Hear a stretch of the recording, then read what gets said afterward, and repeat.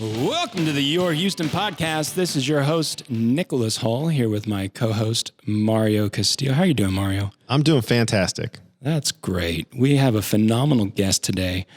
But first, since this is our first ever Your Houston podcast. That's right. Your Houston, the organization.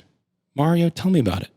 Well, it's the organization that I happen to work for as the executive director, and it's a local quality of life organization that's founded to educate and engage Houstonians around issues that are important to them and give them the tools to make progress on those issues. I think it's phenomenal. I think it's so great that I'm part of the board, and I'm happy that you include me. And we have with us today our featured guest, Bill Baldwin. He is the chair of the board for Your Houston. Before we get to Bill, I'd first like to say a few words about his accomplishments. You know, Bill, thank you for being here. Thank you. How are you doing? I'm doing great today. Thank you. So we're here, and really, you know, I was doing some research, really looking into what could we do for a proper bio for Bill Baldwin. And Mario got this list together that I think is just phenomenal. I mean, I think if you really, and you can go to har.com, I believe, and pull the bio and look at it and see all the amazing things, and they are amazing. You are the director of the Houston Realtors Information Services governing body. So you are the director of HAR. One of five. One of five. You were the director for the Freedmen's Town Conservancy. Still there. Still there. You're the president of the Houston Heights Association. Formerly. I was the longest serving president, but I am now not the president, which glad to have a little break. You're the mayoral appointee for the North Houston Highway Improvement Project Steering Committee, currently.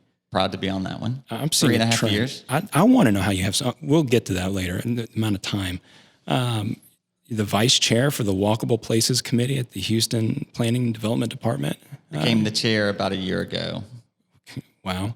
The planning commissioner, and this is how I know Bill, Commissioner Baldwin, the planning commissioner. You are the appointee by Mayor Turner for the executive committee on the transition committee.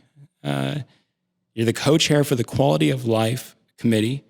You are an advisory group member for the MLS Advisory Group and Governmental Affairs Advisory Group. Again, I stay busy. I think so. I've got my fingers in a lot of ponds over here. I mean, you're on the board of directors for the Houston Heights Association. You're the co-chair for the World AIDS Day Luncheon at the AIDS Foundation Houston. You were president and leadership council for Music Doing Good. I mean, I'm seeing here that you were the Huntsville ISD Board of Trustees from 1985 to 1991. Twice elected, served for 6 years. You were the youngest school board member in the state of Texas at the time. In 1985, I was. Wow. Fresh out of Huntsville High School. I wasn't even born until 1986. I would just put that out there. I mean, wow. I was an overachiever as a small child also. I think that's an understatement. So we'll move forward to the awards and recognition. Mario. So you mentioned a lot of great service that Bill has done. You know, he's been recognized for that in a number of ways. In 2009, he was the Corporate Citizen of the Year from the Heights Association, the top residential real estate professional from the Houston Business Journal from 2004 to 2012, wow. And then from 2016 to 2017. He was the Leader of the Year in 2014 from the Leader newspaper. He was awarded the John Wolf Community Service Award from the Houston Association of Realtors in 2016, was a 2018 commencement speaker at Sam Houston State University, and received the 2018 Lifetime Achievement Award from the Houston GLBT Political Caucus. So lots of recognition. And I can't, let this segment go by without mentioning the Houston Relief Hub, because it's the entity in which Bill and I really got to know each other. When I started to work for Bill, it was right before Harvey hit. So my first day on the job, actually, after I could get back into the city, was at the hub. And this was an entity he created after spending days at George R. Brown, one of the first people there after the hurricane to volunteer, and just, grew frustrated with the George R. Brown turning people away who wanted to help, turning donations away that needed to go to folks who were in need. So he got friends together, made a few phone calls, and started the Hub, which grew to an organization that still exists today. During its peak, during Harvey, we were helping hundreds of people a day who were lined up that needed items. And it was a no questions asked. You showed up, you got what you need, and you left. And we weren't sure what we were getting from donations, but folks from around the country answered the call. Folks from around the city volunteered. And, we grew to become the city of Houston's official relief effort, not just for Harvey, but for Hurricane Maria. Bill led an effort to get donations to Puerto Rico in partnership with United and a number of other community groups. And as disasters have hit the country since then, whether it's California wildfires, hurricanes in Florida or the Carolinas, the Hub has responded. For the federal furloughed workers in the city, the Hub activated and gathered donations and goods and helped the workers who weren't getting paid but still had to go to work. Wow. So it's been, something that, he really created an impact that's been an impactful organization still to this day. Yep. And you can't really talk about his service and his recognitions without mentioning the Hub. I mean, do you have just a refrigerator full of coffee and Red Bull and Monster I get up drinks? very early and get going. Yes, and I don't sleep much. So. Well, you actually? So first, thank you, Bill, and thank you, Mario. Thank you both. Phenomenal. I mean, your Houston is amazing, and we'll get into that and talk more about that. But for the format of this show, since it's our first show, I thought we'd start with some opening questions. Okay. And these are anything goes questions. Okay, so be prepared. Question one. What is your morning routine? I'm a very regular person, honestly. I wake up early every day, and I do have a cup of coffee and a banana, no matter where I am. And then I read the local newspaper wherever I am. Houston, of course, would be the Houston Chronicle, and then the New York Times and the Wall Street Journal. If I'm in Paris, I do the exact same thing. If I'm in Buenos Aires or if I'm in Huntsville, I traveled recently. I read the Austin paper, and then the New York Times, the Wall Street Journal. I read the Marfa paper, then I read the New York Times, the Wall Street Journal. Then I read the San Antonio paper and the Wall Street Journal and the New York Times. I'm pretty consistent about beginning my day with that sort of information. And I usually do that between 6 and 7:30 in the morning, and then start my day working sometime around 7:45. I do a lot of research and reading about successful people, and one of the things that you pick up on is consistency. Mm-hmm. I have been that way for at least 30 years, well before my children were born. They have grown up going to get me the newspapers wherever it is that we're traveling. If we're vacationing somewhere, they get up and go to Savannah and find the local Savannah newspaper. They get up and go downstairs and bring me the New York Times. So, they just grew up with that, and they become people that read the local paper and then the New York Times as well. They read it a little more digitally and on their phone than I do. I actually like the printed newspaper itself, and so I prefer to read it that way. But I've just always done that. My father read the newspaper in the morning. I just developed a habit of reading the newspaper and hope newspapers stay around for me to be able to do so in the future. Well, I was a paper boy, so I was a paper boy also. We appreciate your service. So speaking of reading, what was the last book you read?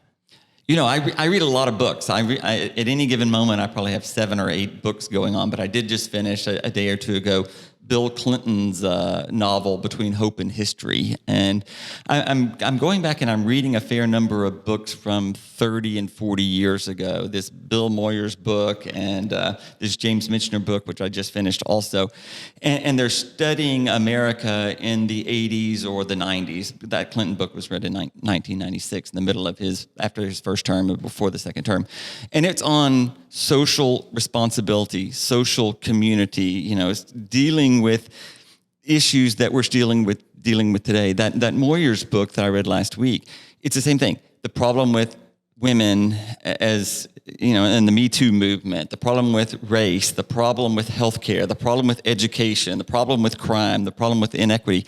We keep writing about this, and we know the problems.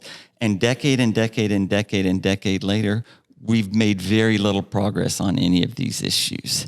And the Clinton book was really good because it talked about responsibility. We have a there are movements going on in the world today, and you are on one side of these deals, and you either do nothing or you do something. And I saw a great post today in Facebook, what would you have done during the Holocaust? What would you have done during slavery? What would you have done during this particular moment of women's suffrage? And we all have a choice to do nothing or do something. And these books, and I read a wide variety of books, but the Clinton book was very good about social responsibility, the importance of community, and the importance of building our whole country up. The social contract. Yeah. I think I learned that you like autographed books. I do. I have a very large collection of autographed books. So name an autographed book that you don't have but you really want. That's a tough one because I'll be honest with you. You can get almost any book you want autographed. I just got on this last trip. I just received in the mail an Obama signed book, and I got one from John Kenneth Galbraith. I had written John Kenneth Galbraith when I was in junior high school, and he wrote me back on inflationary practices in the 1970s. So he had written this book about the stock market crash of 1929, and it's a signed first edition, and it's a study of how we're going to go through economic turmoil here as a result of the COVID-19 pandemic or whatever. So I'm very proud that I reach out. I have tons of James Baldwins and Maya Angelou's, and my largest collection is Roald Dahl, an author that I wrote when I was in the third grade, and he wrote me back.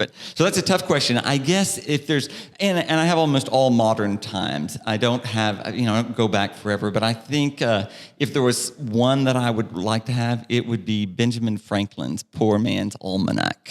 That's a good one. Wow. Yeah, I don't have such a thing, but I love Thoreau, and I love, all great American literature. I always wanted to be the great American novelist. I don't get the opportunity to do that yet, but I mean, you may. You may. We'll talk about that. So far, my day job pays more than a novelist does. We're going to have a part 2 where we can dive deep into that issue. So the next question, we're going to kind of transition into your Houston. Why and how did you come up with the name Your Houston? I had been doing a fair amount of volunteer work, and thank you for the introduction and the recognition, but most of that was just finding my passion, finding a reason, not just to make money, but to make a difference and to try and offer back. And the more I was doing that, I was seeing people passionate about so many different areas. It is an amazing attribute of the city of Houston. We have thousands of organizations that are doing amazing work, from children's healthcare and immunization to, park advocates and art advocates and dog advocates. And so what I was trying to do is arrive at a way just at a very local level. We really only focus on things that a city council member, a school board member, or a county commissioner could vote on in the next 6 months. We don't tackle high-level things. Not that those things are not important, but there are other people focusing on it. We wanted to be more impactful immediately. And it was really about every conversation that I was in, no matter where I was in the city. What is it that you love about Houston? What is it that you want to see different about Houston? What is it that you want to do to make Houston a better place? And so Your Houston was really the basis of adding those voices together with other like-minded individuals to make that meaningful change. So it wasn't ever about what I wanted to accomplish. It was what about you wanted to accomplish, and you and others partnering together so that together we continue to make this city a place that we all love better for not only ourselves, but for future generations. So you mentioned local quality of life issues. There's a housing policy that the organization has put forward. For the audience, what is the summary of that housing policy? Why is it important? We look at certain issues and see how is the current public policy impacting our lives and what you could do to change it. So I looked as a member of the Planning Commission. I've been saying we have a rule that's 27 housing units per acre. So on an acre of land, you can only put 27 houses. That was really a compromise. So on a standard 5,000 square foot lot, like in Montrose or the Heights, you could only put 3 townhouses in that 5,000 square foot lot. So that was one of the reasons they arrived at 27 units. What I was seeing on that same acre of land, though, you could have 300 apartments or 300 condominiums, but only 27 single-family houses. And if we look around the city, we can see pretty much what that equates to. A 3 or 4 story townhouse with a common drive that's priced somewhere between $400,000 to $600,000. What's funny to me is that in my industry, I see people buying 1,000 square foot bungalows or 900 square foot bungalows, and they're willing to pay $400,000, $500,000, $600,000, maybe even $700,000 in West U for one of these bungalows.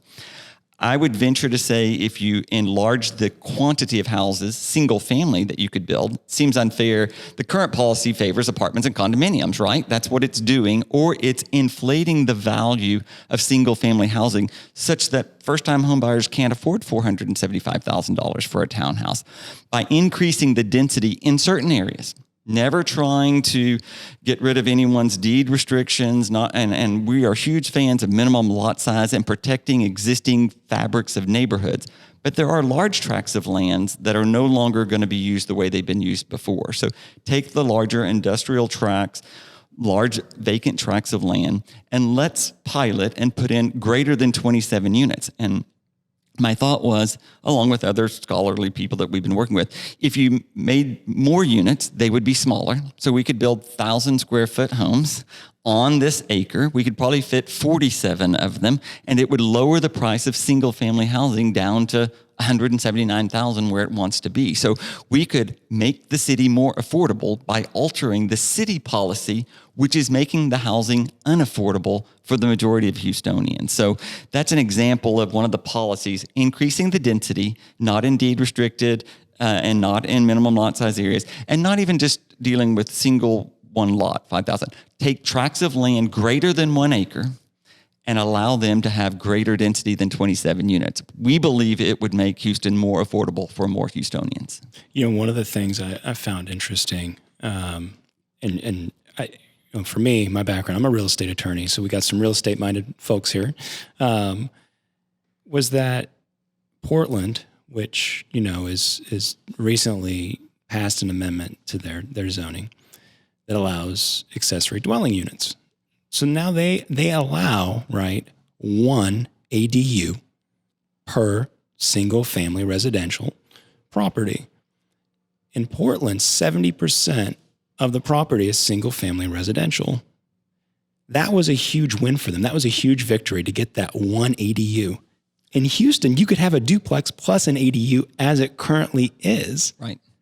And so that's one of the things I don't think people realize. Houston has that flexibility due to the fact that we don't have zoning. No zoning allows you great opportunities to try some of these things. And like I say, we can learn from other cities and we can implement them here, and we ought to be able to do so quicker. I mean, is there anything else other than density that we could do? For affordable housing? Yeah.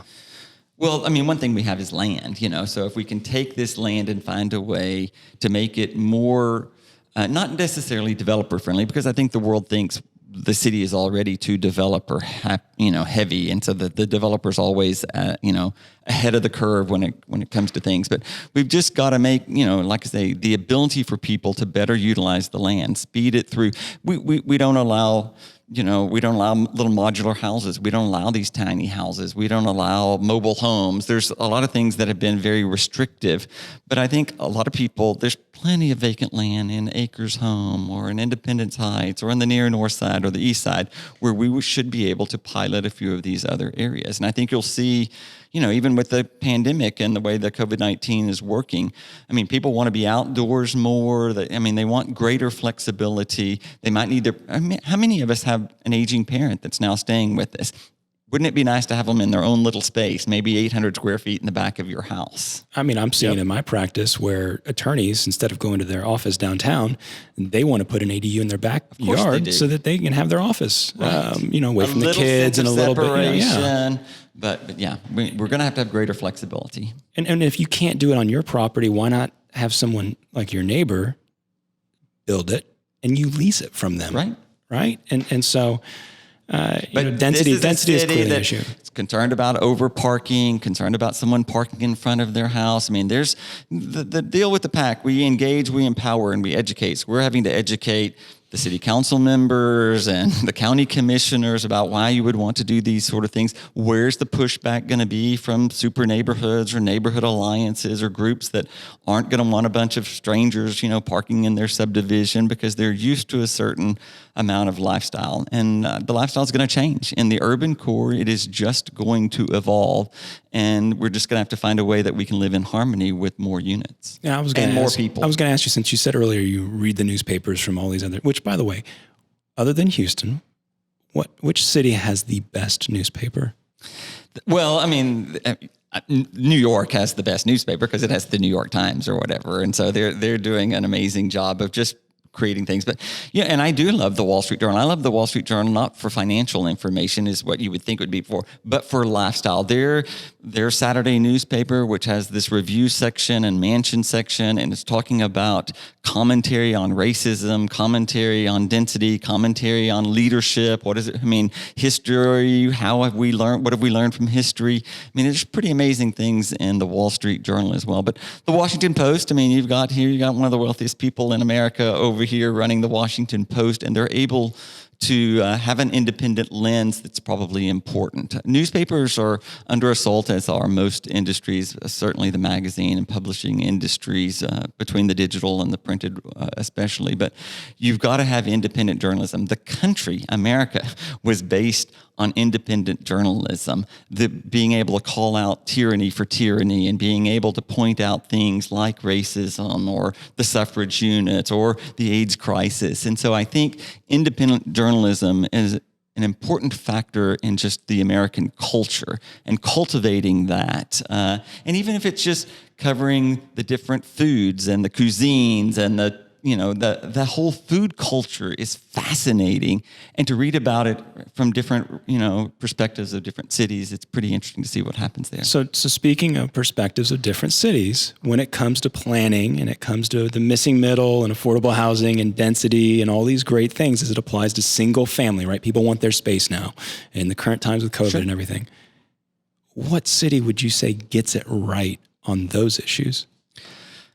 I think the cities that regulate less, you've seen where largely regulated cities like New York City, you take Brooklyn and you remove some zoning, and all of a sudden you've made it less affordable for the average person that was there for 3 generations in advance. And I think you're seeing that in many, many, many, many cities. So you want less regulation because you can have more rapid redevelopment, but you've got to find a way to make these cities reflective of their past and make them affordable for everyone, not just the uber wealthy. You look at London and New York and LA, and if you're not a billionaire, you can't afford to live there anymore. And I think you lose your soul when young people or immigrants or beginners can't find a way to home ownership. And part of the problem with our country is, and it's part of racism, it's inherently favored white, middle-class, well-educated families continue to be the recipient of housing policies that have favored them and haven't favored people who have been on the edge or been in a different sort of industry or something. So I think all of these cities are learning to regulate less. Parking is a prime example. We go through this car culture of 60s, 70s, 80s, and 90s, and the car is king. And the cities that have less regulated parking have actually found greater diversity and greater use of their facilities. Where in Houston, we would tend to favor large parking requirements, which means you tear down everything that's there and you build a big parking lot. And that's not like downtown though, right? Well, you wonder why we have a flooding problem and a climate change problem and a density problem. It's because we've got a lot of surface parking lots because that was what the culture wanted. So I think it's evolving. You made some really good points about housing policies favoring one group versus another, home ownership. Another issue and initiative that your Houston has is around disclosure and flooding for folks that are renting. Yeah, we noticed, of course, through the hub's work, and you see the inequity going on. And the real estate industry, the Houston Association of Realtors, we immediately put a notice on of houses that flooded on the multiple listing service. Although there was great pushback there to remove it as quickly as possible. Why would you want to show a house that flooded? Well, I think that's pretty good information. We had seen that for selling of a home, the disclosure of flooded houses, while is not perfect, is at least better. 53% of the residents in Harris County are tenants. They are not in home ownership. And what we were seeing after the tax day flood, an apartment complex flooded, they got some money, they fixed it back up, they rented it. Those very people flooded several months later during the Memorial Day flood. You kick them out, you remodel, you put it back in there. You never have to disclose that you flooded at tax day, Memorial Day, and you put someone else in there. Usually the least among us, usually people that have high credit card debts, that go out to Target and charge their shower curtain and their rug and their dishes, and they go to Mattress Mac and they borrow money for a bed, and it floods. And you know what? They still owe for the bed, and they still owe for the shower curtain. They still have the same credit card debt, and they don't have any place to live. They had no notice that the place that they were living in was vulnerable to flooding and had flooded many times before. If your mother moves here from New Jersey and she goes and rents a house in Lakes of Eldridge that had 10 feet of water in it just 2 years ago, wouldn't you want to know that? Wouldn't you want your mother to know that she had a certain level of risk? Sally Hall in Iowa, Mom, I love you if you're listening. Our home, actually, the home I grew up in, would flood 2 times a year. Actually, the snow melts and then it would do it, generally going into fall. It was not a great situation at all, but we lived there and we were there they're still there today. But yeah, I think we see this time and time again, Houstonians and everywhere. If you look at any behavioral economics, short-term memories. Short-term memory. Right? It hits 2 years later, kind of thinking about current times, other issues. You're struggling with your job. You're struggling with anything. It's one of those things that you just may not have done your homework on that. Houston was working very hard at the state level to get this statewide disclosure for tenants. We even had the backing of some fairly large entities, even like the Houston Association of Realtors. We failed at the state level, so we think the next logical step is for the city of Houston and Harris County to adopt this tenant notification for housing risk for tenants, as well as past indication that you'd flooded before. So we'd like to see the adoption at the city and the county of tenant notification, the same notification you would get if you were a home purchaser. Seems like a reasonable expectation. And we were making progress before COVID-19, and so we'll pick back up again with that just as soon as we can get the attention of the county and city officials. So Absolutely. Someone's out there listening. They're liking what they hear. I know you are.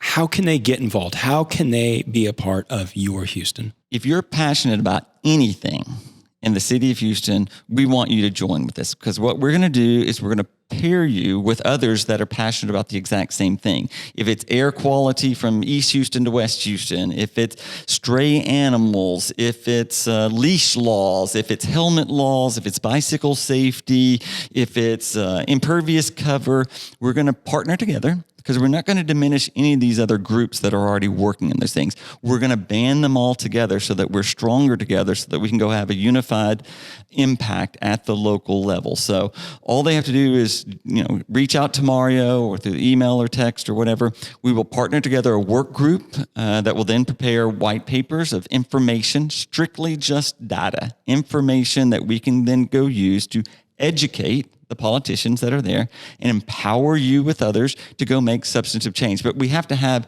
an end game. We want to know, what is it that we really want to do? It's not say, I want less stray animals in the city. No, we want greater efficiency between the city and the county and stray animals. We want leash laws enforced.